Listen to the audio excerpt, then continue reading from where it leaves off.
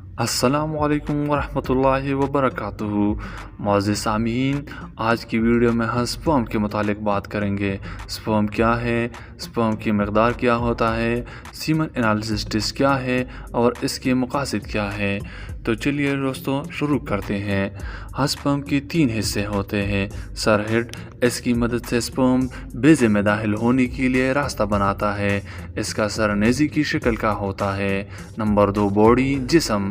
یہ سپرم کا درمیانی حصہ ہے جو جسم کہلاتا ہے۔ اس حصے سے حاصل کردہ توانائی کی وجہ سے سپرم کی دم حرکت کرتی ہے اور سپرم تیزی سے آگے بڑھتا ہے۔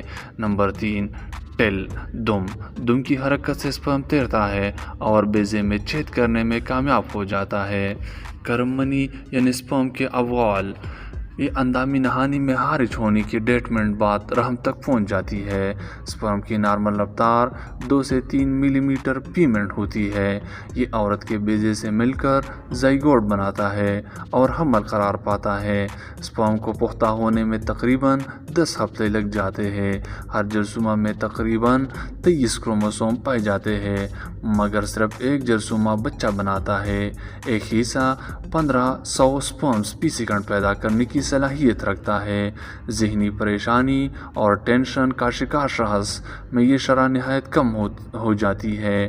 ایک صحت مند بالغ مرد ایک دن میں تقریباً 500 ملین سپرمز پیدا کرتا ہے۔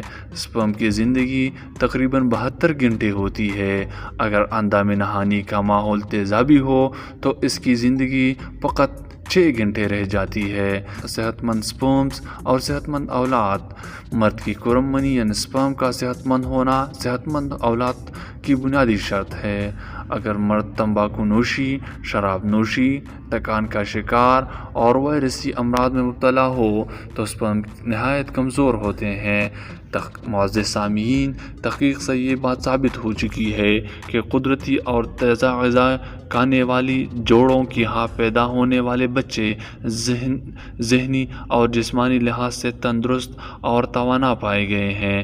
معزز سامعین، بچے کے پلاننگ کے لیے یہ بھی ضروری ہے کہ والدین کیفین ملی مشروبات اور ایسی چیزیں نہ کھائیں جو جسمانی اور ذہنی طور پر ضرر رساں اثرات کی حامل ہو۔ خیال رہے کہ کرم منی یعنی سپرم مرد کے صحت کا آئینہ ہوتا ہے۔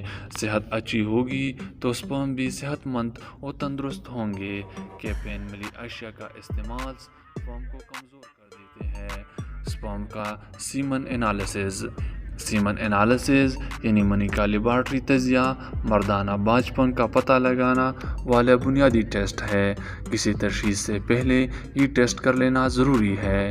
اس ٹیسٹ کے لیے مرد کو ہاتھ کے ذریعے اپنا مادہ منوعہ نکالنا پڑتا ہے۔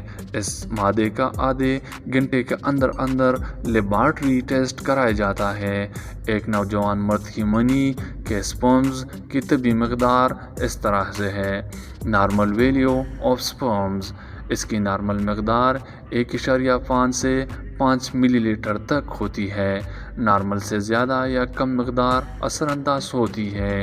وسکوسٹی، نارمل منی انڈی لی جائے تو قطرہ قطرہ گرتی ہے۔ زیادہ گاڑھا یا پتلا منی نارمل تصور نہیں کی جاتی ہے۔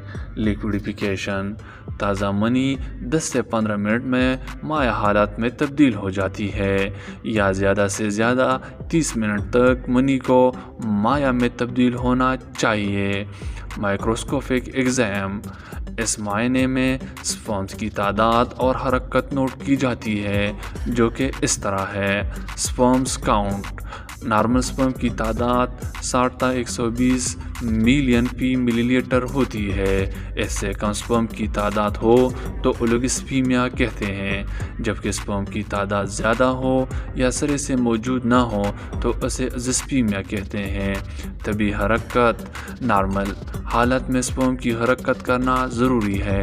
عمومی طور پر 60 تا 80% سپرم حرکت کرنے چاہیے۔ اگر سپرم کی حرکت 60% سے کم ہو تو یہ صحت مندی کی علامت نہیں ہے۔ سپرم کی شیپ: نارمل منی میں 20 تا 30% سے کم سپرم کی شکل نارمل سے مختلف ہوتی ہے۔ اس سے زیادہ مقدار میں نارمل سے مختلف شکلیں بچپن کی باعث ہو سکتی ہیں۔ معزز سامعین، خون کے سفید اور سرخ ذرات WBC یعنی وائٹ بلڈ سیل اور RBC یعنی ریڈ بلڈ سیل نارمل منی میں خون کے سفید اور سرخ ذرات موجود نہیں ہوتے۔ اگر یہ موجود ہو تو انفیکشن کی نشانی ہے۔ ایسی صورت میں حسب علامت سوزش عوام کے لیے ادویات کا استعمال ضروری ہوتا ہے۔ سامعین، عمومی شادی کے 1-2 سال بعد تک حمل نہ ٹھہرے تو میاں بیوی دونوں کے یہ ٹیسٹ کر لینے چاہیے تاکہ کسی کمی کمزوری کے ظاہر ہونے پر پوری علاج کرایا جا سکے۔